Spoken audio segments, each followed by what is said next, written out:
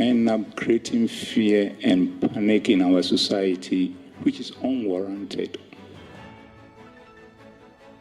And still on CNR Extra, the Inspector General of Police, IGP, clarifies that there is no ban on prophecy, but its mode of communication. So we've been buying it like that. Even it's higher than the 2.5 that we are calling now. So it's better to get it with a price than don't get it at all.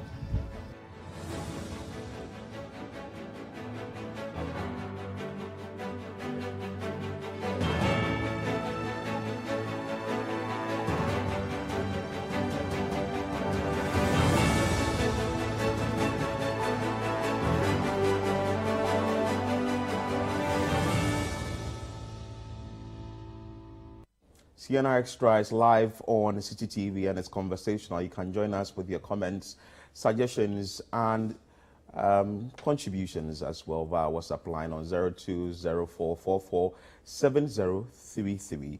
And you can also join us on YouTube on CityTube. In-house is Hansen Ajimai. Why you chose to come and end the week for us? You know, start and end. And end. You know how it goes. Exactly. How are you doing, my brother? I'm doing well. Hope you're doing good. I'm doing good. I'm doing good. And we have a lot of stories to have conversation on today. First, let's go to that committee that has been set by the Finance Ministry and also the individual bondholders. That is the Joint Technical Committee. The work of the committee has begun. Let's bring you that insert. The Joint Technical Committee, made up of individual bondholders and officials of the Ministry of Finance, are locked in a marathon meeting to help find a common ground between the government and individual bondholders who have resisted the domestic debt exchange program. The Technical Committee has become necessary as the government continues to engage various groups of its domestic creditors who have refused to exchange their bonds for new ones. So we were made aware that the committee will start its sitting as soon as it was set up. Well, you were there. You can tell us more about it. Well, we've been talking about engagements and negotiations, trying to build a consensus ever since opposition became rife towards the domestic debt exchange program. So I think this is a step in the right direction. A committee, not only from the ministry's point of view, but from the point of view of persons who are supposed to commit their savings and investments into this domestic debt exchange program. I believe we'll only come up with recommendations that will try to create a middle ground for which all stakeholders will be willing to agree to. As we've noted on this platform, the domestic debt exchange is a necessary evil, one that we have to do, if I can say, by all costs, because we need to bring our debt to sustainable levels to get the assurance from the IMF so that at least we can get that support from the IMF and bring our economy back on track so that people can still aspire to invest and to make more wealth. But currently, what we are facing is everybody trying as much as possible just to survive. So we know that it began yesterday when our sources within the committee told us yesterday that it wasn't possible they were going to complete it. It went deep into the night. From what we got from the meeting before the formation of the committee, there are conversations on the line of how to draw money from within the 2023 budget to make payments particularly to these individual bondholders. So I think that is one thing they'll be doing more. So to look at, you know, the group led by Martin Peeble, exactly. He had been making the argument. But you made mention of that we will know the individuals within this committee. Are you aware of the people within the committee? Well, we are not aware of any official communication announcing to the public members of the committee. But when we stationed our men on the ground yesterday, the information we got that persons like Martin Peeble, Senyo Hosi, Dr. Duentri, these persons were there. Okay. In the meeting. As to whether they were in the meeting, that we cannot tell, but they were within the premises of the Finance Ministry having these engagements. And as I was noting, the engagements particularly are towards government making these bondholders understand the difficulty we are in at first hand and how they can help. These individual bondholders are also telling government the difficulty the debt exchange will cause to them.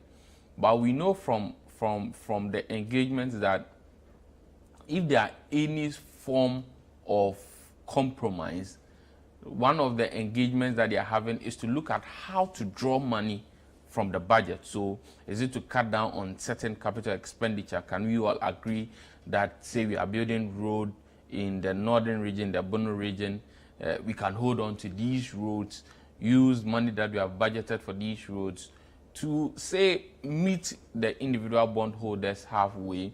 How much would the individual bondholders be willing to give up? But what is clear is that the finance minister has made his point known, and he has indicated to these individual bondholders that certainly they'll have to give away something. Well, the Christian Council has also come out to state that, well, the debt exchange program should be suspended. Let's begin that insert. The Christian Council of Ghana has called on the government to immediately suspend the debt exchange program.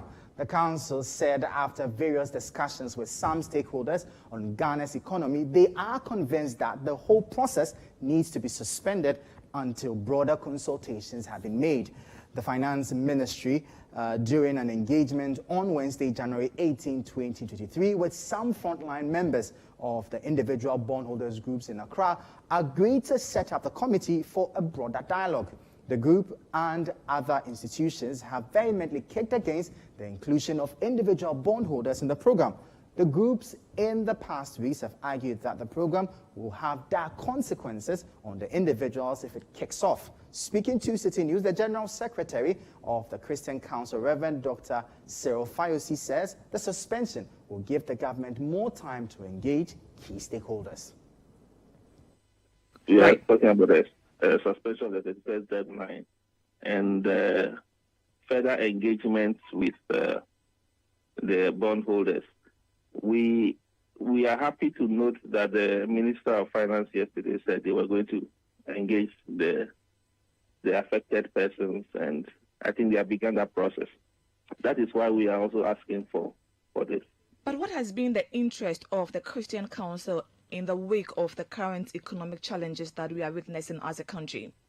Oh, the Christian Council member churches members are also Ghanaians, and some of them are bondholders who have been affected by some of the decisions that have been taken by the government and the Ministry of Finance, the domestic debt exchange program. So we have had a number of petitions on our table from groups and individuals asking us to also put in a word. So we are only doing that advocacy so that the government will do what is best for all of us, not something that will hurt some members of society.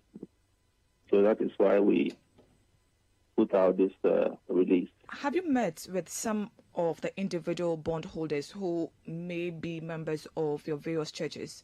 Yes, the meetings have been done at various levels, not at the Christian Council of Ghana head office level, but individual bondholders have mentioned it to their ministers or pastors, and they have passed on the information to us.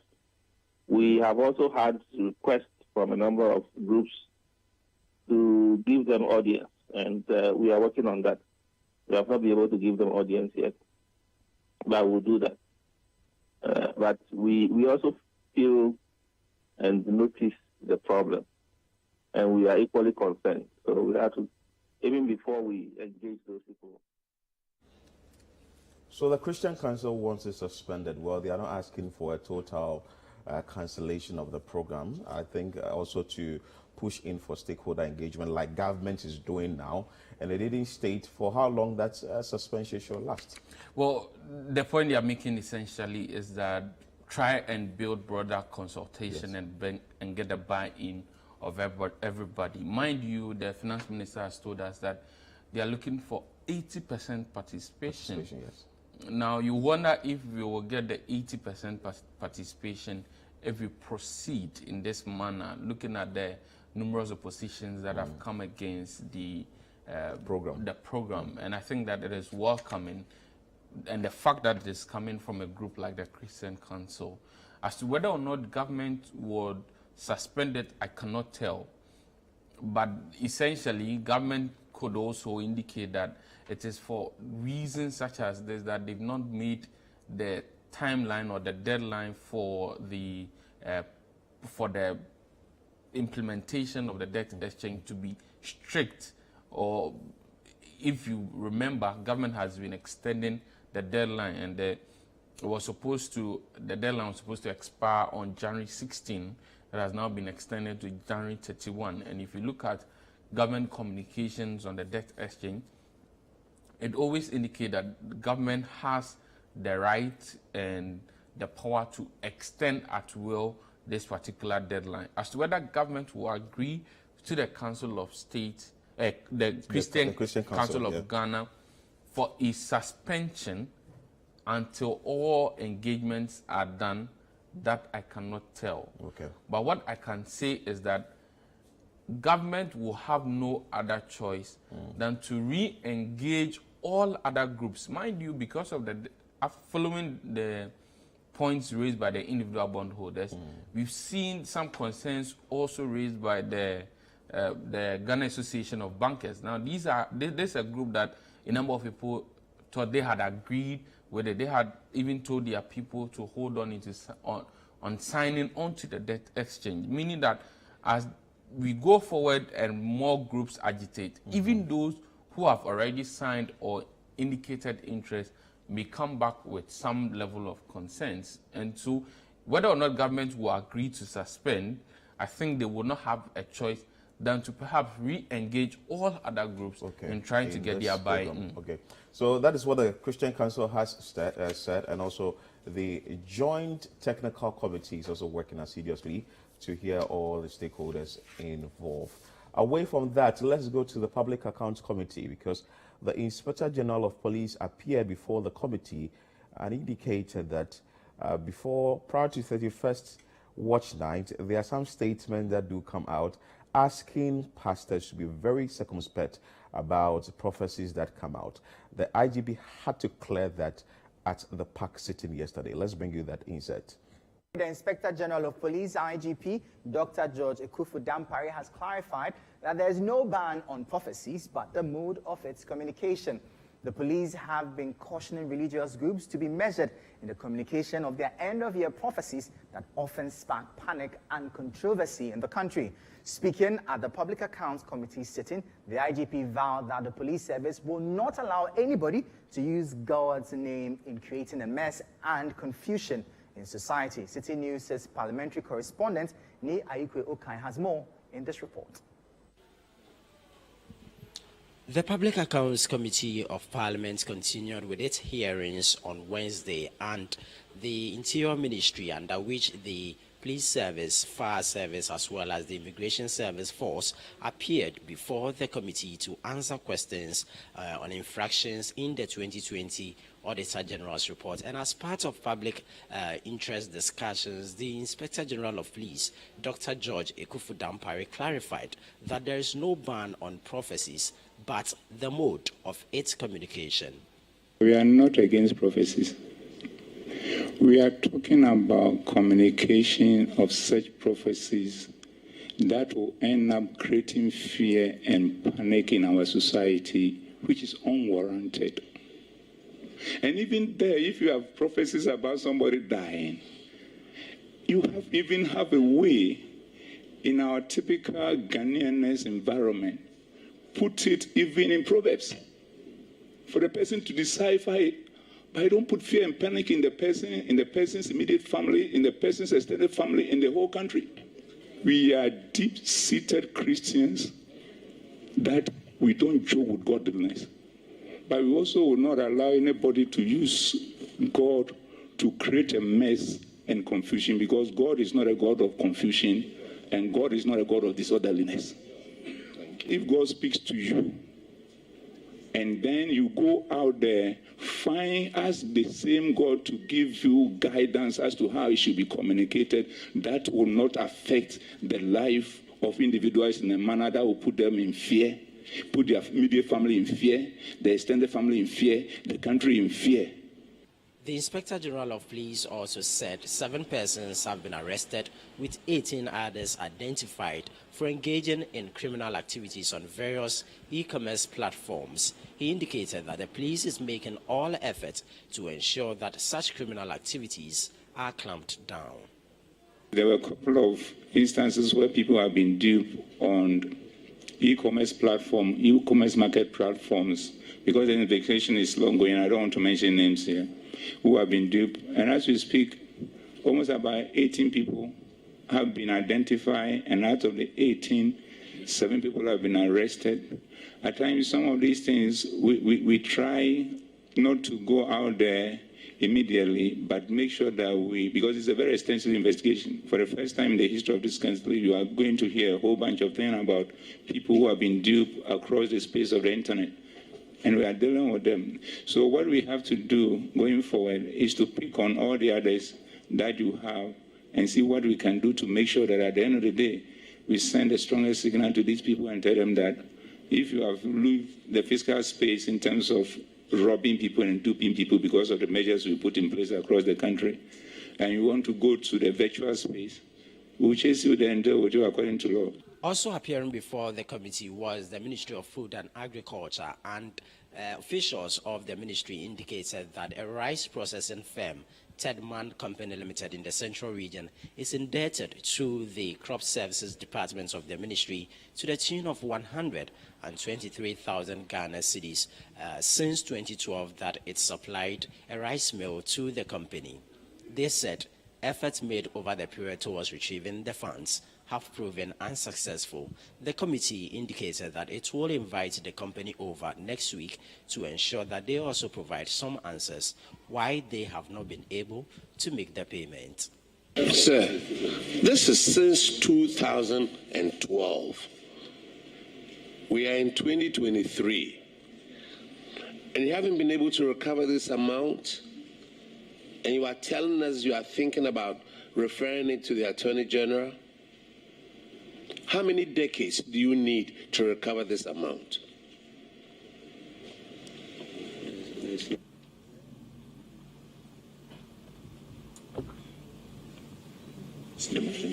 Mr. Chairman, the total amount was 127, out of which the company has only paid 4,000.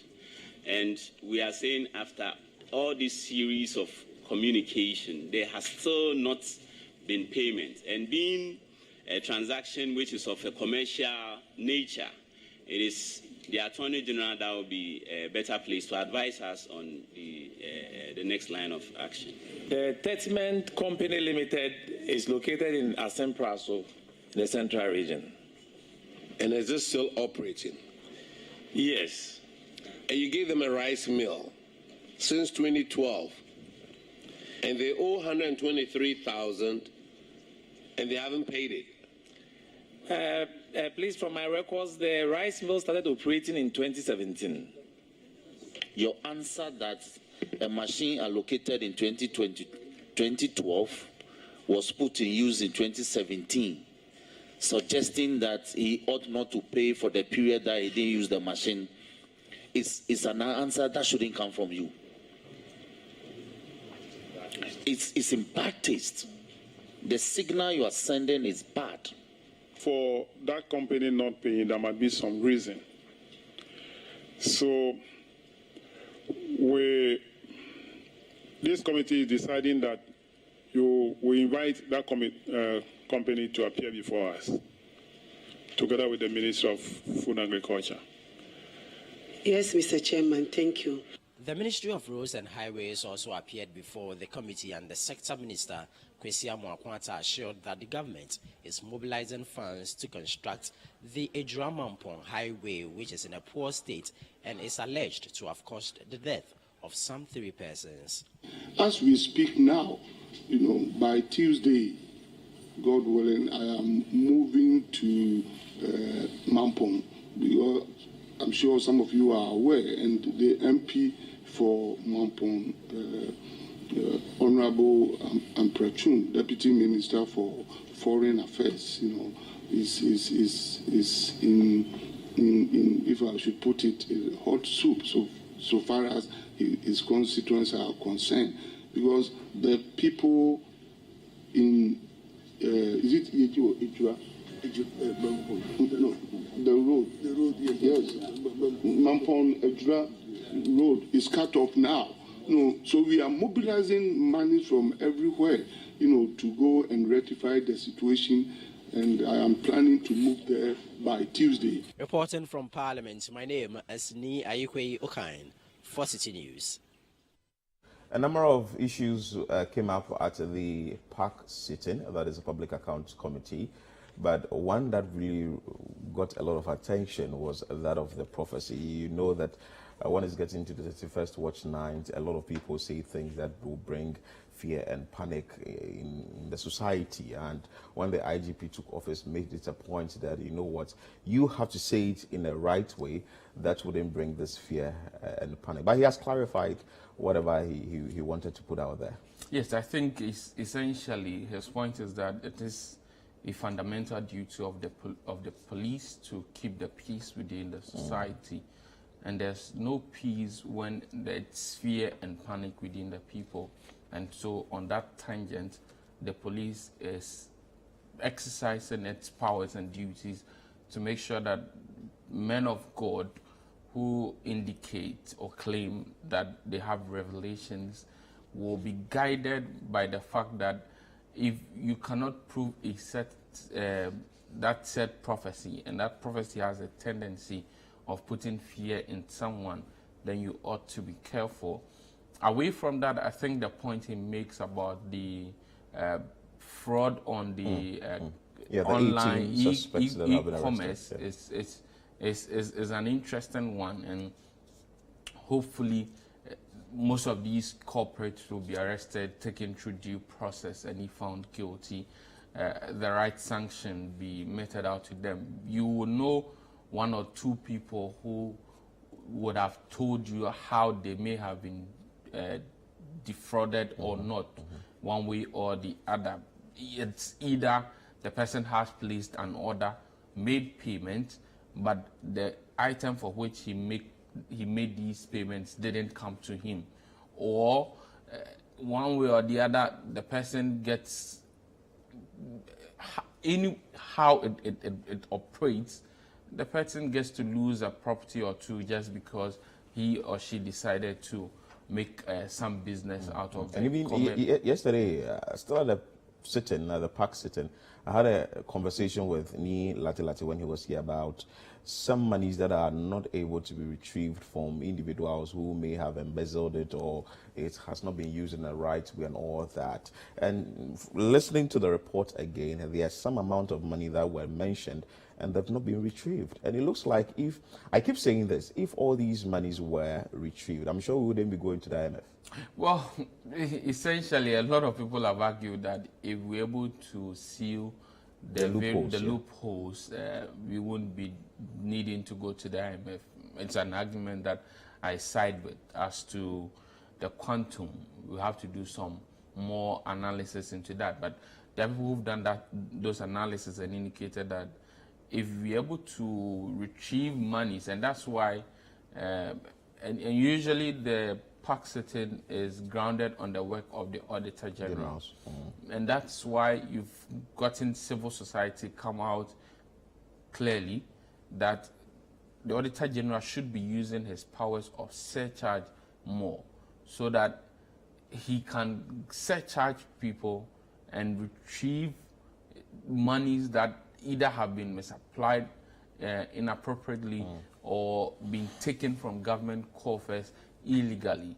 And a lot of collaboration ought to be done between the PAC and the Auditor General. One other challenge is that often than not, you get to the point where the issues that are treated by the Public Accounts Committee, most of the people who presided over those issues may have left office. They are nowhere to be found. They are nowhere to be found. So you have somebody, a representative from the institution in front of you. You are querying the person, but the person was not at post as of the time the incident happened. So he's also mainly relying on third-party information or documents that he has read, and we most likely do not get to the end of some of these issues. It also maybe has to do with the checks and balances, but while we leave it here, let's move to another story that has to do with the lawyer of self-styled evangelist Pastor Patricia Esiedu, known as Nana Agrada. The lawyer of this woman was arrested and charged with assaulting some police officers. Let's bring you that insert. We head to the courts now, where Theophilus Donko, lawyer for self-styled evangelist Patricia Esiedu, popularly known as Nana Agrada, has been arrested and charged with assaulting some police officers. City News gathers that on January 16, 2023, Nana Agrada was rearrested on the premises of the Accra Circuit Court for a yet-to-be-known crime. The lawyer, Theophilus Donko, resisted the arrest of his client and in the process used abusive words against the police officers and obstructed them.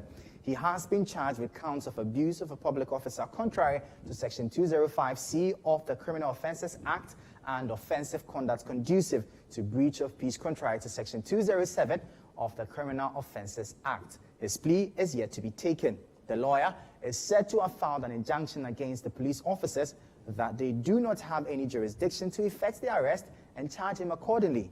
He makes the point that he was invited by the cantonment's police, which is outside the jurisdiction of where the incident occurred, alleging that his arrest is an attempt by the police to tarnish his popularity and tamper with his current handling of cases involving Nana Agrada over charlatan advertisements. Nana Agrada and her lawyer. And even, you know, you have been going to court, and she's been arrested for what we don't know because the police hasn't come out with her offenses. And now the lawyer has also been arrested. Yeah, counsel, tell us more about this. I'm no counsel, please. But all we know is that Nana Agrada has been standing trial following what happened in her church. Yes, the charlatanic advertisement. So the charlatanic advertisement is the defrauding by false pretense, where she indicated to church members to bring money, and then she's going to give them more than what they gave her. Most of them allege that they didn't get that, and there are several legs to the case. Currently, about 2 different courts are hearing different cases about her. So this arrest, which happened on January 16, as we are told by the prosecution, was on a separate matter. Okay. But we've not been told what exactly happened. According to facts that have been narrated, it is during this separate arrest that the lawyer of Nana Agrada, in the words of the police, sought to obstruct the duty of these police officers. Consequently, there were exchange of words. What then happened was that the police indicated that he used abusive words. Now, these are not words that I can repeat on this platform, but what the police is telling us that he used abusive words. Based on that, he was arrested. Now, he is telling his story in another way, in trying to get the court to injunct the police from investigating and prosecuting him. And his grounds is that they do not have jurisdiction, so as rightly indicated in the story. The arrest happened, or the incident happened within the premises of the Accra Circuit Court. Okay. But he was invited by the cantonment police. His argument is simple, that if you look at where the Accra Circuit Court is located and look at where cantonment police is located, cantonment police do not have jurisdiction to investigate a matter that happened at the premises of the Accra Circuit Court.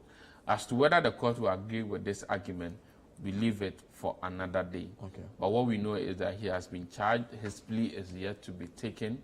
We'll follow up on this case. And then bring updates to our viewers. Exactly. So we will definitely follow up on the case, and you get to know the updates that will follow this story. You're still watching CNR Extra on City TV. Still to come. Mixed reactions amongst fisherfolk over government's decision to increase the price of premix fuel per gallon to 25 Ghana cedis from 10 Ghana cedis.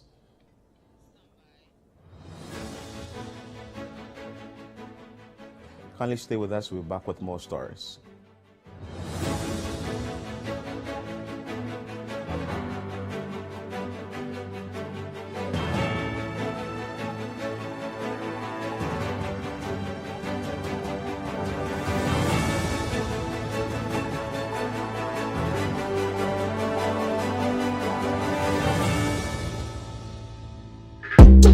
It's City on the Go. You don't have to miss any of your favorite television and radio shows on City TV and City FM. Enjoy thrilling content from your world of great television and relevant radio at your convenience. Subscribe to CityTube on YouTube. Turn on your notification button and receive prompts on our live streaming sessions and new content uploads. For easy access to the CityTube page, scan the barcode on your screens. Subscribe to the CityTube page and voila! Unlimited content awaits you. Don't forget to subscribe to CityTube for amazing content from City TV and City FM.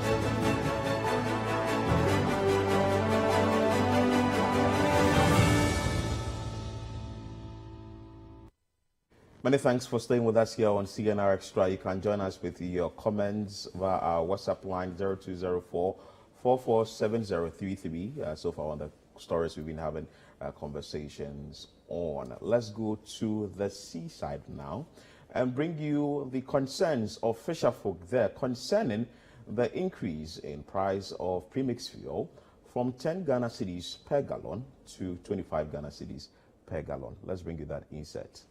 Now, fisher folks have expressed varied reactions following the government's decision to increase the price of premix fuel per gallon from 10 Ghana cedis to 25 Ghana cedis.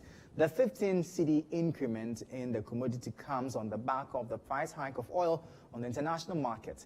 City News' Philip Lartey has more in the following report. The distribution of premix fuel has been a challenge for government for months. This has made the commodity scarce at most landing beaches along the coast. The phenomenon has had a negative impact on the operations of fisherfolk.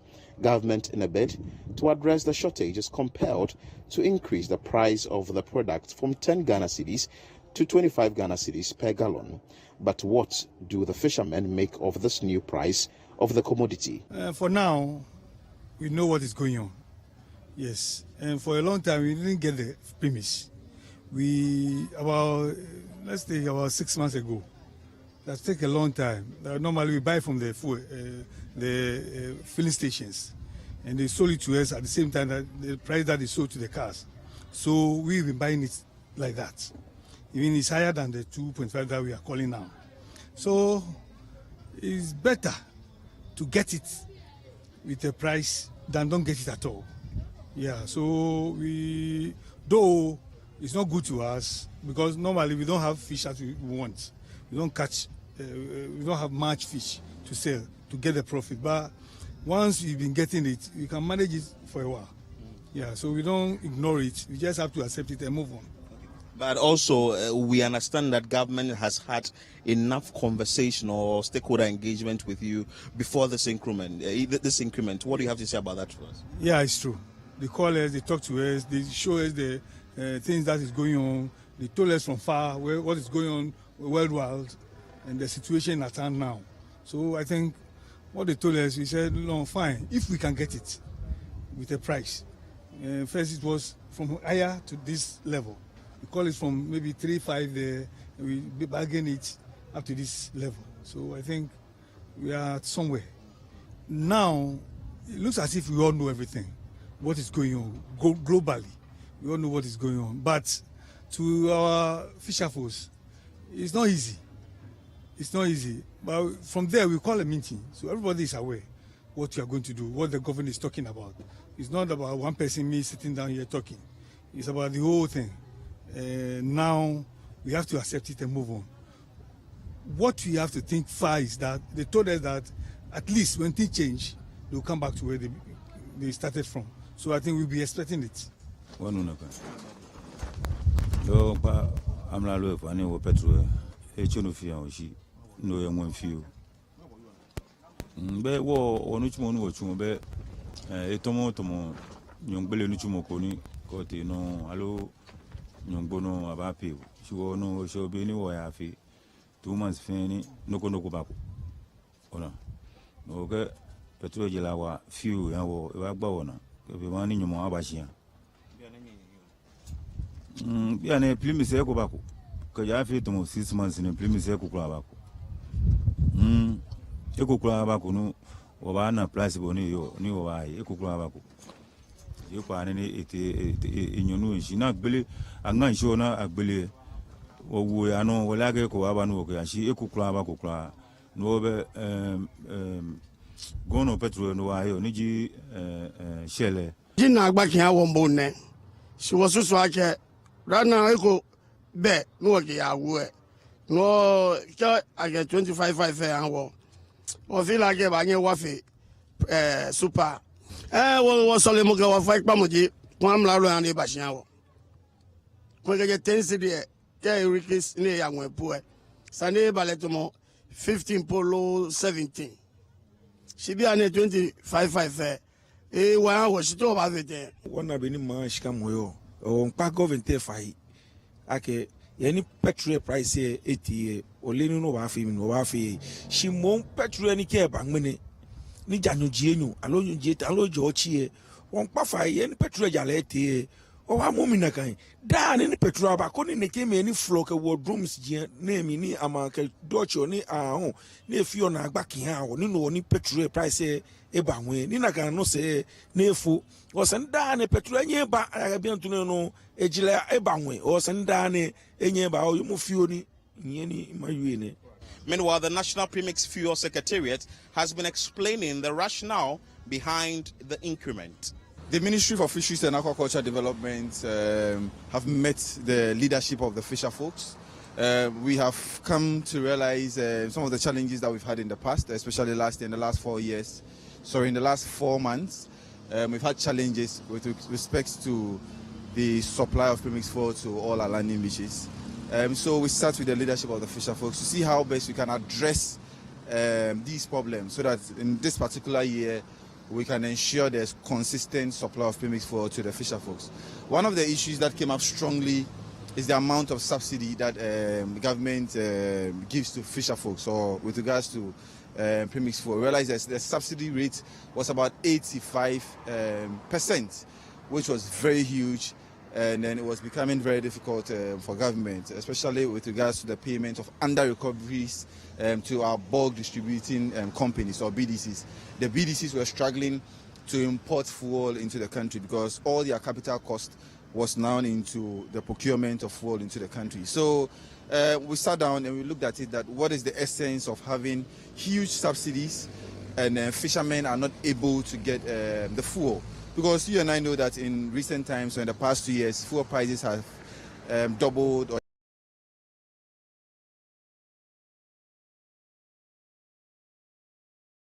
Premix 20 pesos.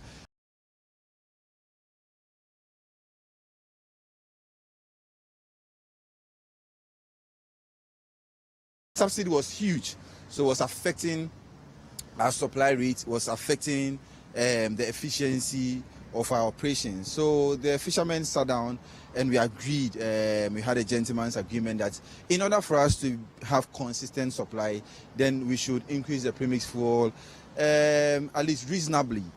Though some of the fisherfolk are of the opinion that government must reduce the price of the product, others are of the view that since it's been increased, certainly the supply of the product must be consistent. Reporting for City News from the Jamestown Fishing Harbour, my name is Philip Lartey. So the fisherfolk are on one side excited about the fact that they are going to get constant supply of the product. Others are of the opinion that if it should be reduced to some 10 cedis or 15 cedis, they would purchase it. But then again, the National Premix Fuel Secretariat is saying that the price of crude oil has increased on the international market, and the subsidies that government is giving out, well, they can't hold on to that anymore. So the increment has to happen. From what I get from the interviews and the remarks from the stakeholders, it looks as though there's some level of understanding that we need to shift away from the current engagement where premix fuel is heavily subsidized by government, and 85% of subsidy is a huge one. Even in normal time, you would have problems of getting the subsidy money being released on time and constantly. And in times of difficulty like this, to have 85% subsidy for a product, it will be very difficult, I believe, for government to get money really to meet its subsidy obligations to the sector. So this, and we all know what government and the fisher folk are working towards to prevent shortage. The shortage has been there. I don't know whether it's still there, because as of the last time I spoke to some of these fisher folk, they made mention of the fact that for the past 6 months, they've not had the commodity, and this is having a toll on them. This has compelled them to go in to buy the normal super we buy for vehicles, buy engine oil, then mix it up for their fishing expedition, which is a huge cost to them. It was raised on the floor of Parliament. The MP for Odododudu, Larte also spoke about it, that government doesn't have enough plans to address these concerns. But the Fisheries Minister, Mavis Hawakumsing, kept on saying that, well, there are plans for this to be done. So when I spoke to the fisher folk, some of them yesterday, they made mention of the fact that, well, if you are going to get constant supply, we are in for it. We'll pay. If you look at any subsidy policy carefully, you would often than not get shortage, because then now you begin to centralize supply, and because the source of fund for sourcing the project is coming in from the entity that is subsidizing same. If that entity does not go according to its obligations to the suppliers, and as the administrator, the Premix Secretariat noted, because government will not be able to give readily or constantly these monies to the BDCs to source the premix, these BDCs to also stay in business will have to use their capital that is perhaps meant for other projects to source this product, and they may not be able to source to meet demand. Okay. And then you get that supply will be lower than demand, and that is where the shortage comes in. Shortage comes in, then there's hoarding, because you cannot share to everybody, and then people will take advantage of it. Of the hoarding, of it to hoard the product, and then sell it in the black market on a higher price and make money off the subsidies that government is paying ordinarily, so that the fisher folk can get it at a cheaper rate. The hoarding is a very, very important issue, and the Premix Fuel Secretariat has stated that, well, there will be an automation system that will be done to ensure that the distribution of the product is done well. Let's move away from Premix Fuel and let's go to Appiate, where the disaster happened there a year ago. Well, today they are observing a minute of silence and prayers for the victims. Let's bring you that insert. The Public Relations Officer of the Appiate Disaster Relief Committee, Daiwo Kwashi, says a 1-minute silence and prayers will be observed tomorrow, midday 20th January, at the spot of the Appiate explosive disaster in remembrance of the 1-year anniversary of the disaster. Now, speaking to City News on the lineup of activities in memory of the 16 souls lost and surviving victims of the disaster, Daiwo Kwashi said the remembrance activities will start at a vigil at 7 p.m. today and continue tomorrow, 20th January, with safety education, memorial prayers, and wreath laying before climaxing with football games the following day. Too soon. It is the 1 year since the explosion that took the lives of 16 and raised down a whole community called Appiate. And as part of the activities to mark the 1 year, we have put together a vigil which is happening this evening, in which we will be showing a documentary of how it was, how it happened, what happened after it happened, and what has been happening up till now. So this evening we'll be having that. It will be preceded by a candle, a vigil, where everybody in this community will be holding a candle for the ceremony. Then tomorrow 9 a.m. we will move to the explosion scene, where we'll have experts in the safety industry, in the mining industry, fire service, NADMO, the police, to give us lectures on safety, what to do when something happens, what is the first point of call, how do we handle situations in such occurrences. So that is what we'll be doing from 9 a.m. So I think it's something that is very important that it has to be done, because it was a very disastrous event that happened in that part of the country. Very sad to have an explosion, a gas explosion there that took international attention as of that time. Very, very sad, as you noted, and I mean, it's very symbolic and understandable that as a people, we want to go back in time and to at least try as much as possible to console families of the victims and to let them understand that we are with them. Yeah. But beyond this, we as a country have to be serious. Things happen and we say never again. But it happens and then again. they happen again. I can take you to June 3 yeah. disaster. Second. Twin fire water disaster. It happened. We said never again. A committee was formed. Committee came up with recommendations. If it rains today, flood everywhere. My bet that you go to Circle, you go to Odona, you get flood. There was the Melcom disaster. A whole building caved in. We said never again. I can give you instances in Kumasi, in parts of the country, where buildings have collapsed and people have lost their lives. And usually, when these people lose their lives, you see, we count them as statistics, but these are not statistics. These are fathers, these are mothers, these are brothers, these are breadwinners. The entire structure of a family and a community is changed just because of that incident. And we should go beyond these fanfares, frankly speaking, and be serious as a people. There were recommendations about how to transfer explosives, how to make sure that the security breaches that occurred in the transfer of these explosives do not happen again. I think the best form of anniversary commemoration will be for the government to come and tell us progress report.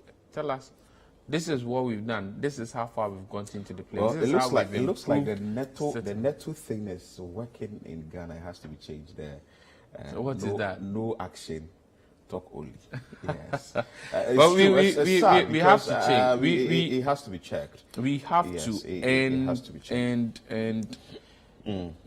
But of course, today happens to be a 1 year. So if I'm pushed to the wall, I think it's time. 60 seconds. Yes, I think it's time as a people we take personal injury law seriously, and when class actions, because often I know you get companies and governments make actions that result in loss of lives and injury to people, and in our farmer nyame attitude, we let it go. But when we begin to let companies and government pay for the pains they cause the normal Ghanaian, I think that the authorities will be guided. Well, today is 1 year, and we just pray with them and also observe the 1 minute silence with them as well. And may the faithfully departed, may their souls rest in perfect peace. You're still watching CNR Extra or CGTV, still to come. Some traders at Kejetia Market have begun closing their shops following disagreement surrounding the use of one bulk meter for shops in the market. Stay with us. We're back with this story after this break.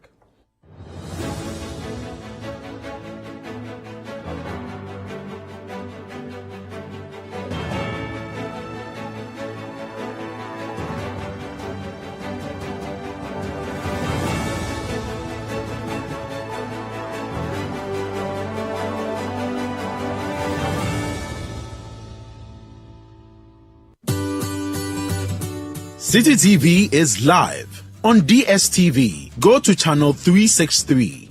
On GoTV, access City TV on channel 182. On a digital TV, please press the menu button on the remote control and run a new search on your TV. Take note that without an antenna, you cannot access City TV on your television.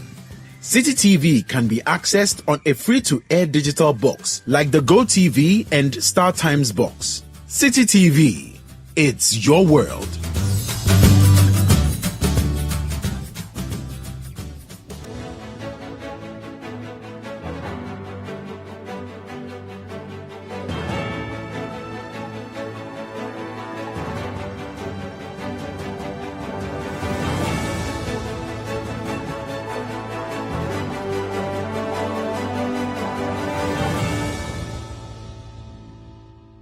Many thanks for staying with us here on CNR Extra. Let's go to the Ashanti region, and traders at the Kejetia market are now excited about the fact that they are using or compelled to use bulk meters. Let's bring you that insert.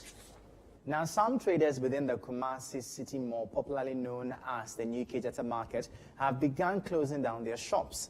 This follows what appears to be the unending controversy surrounding the use of one bulk meter for over 7,000 shops in the market. City News' Ashanti regional correspondent Fatih Aminu Ibrahim reports.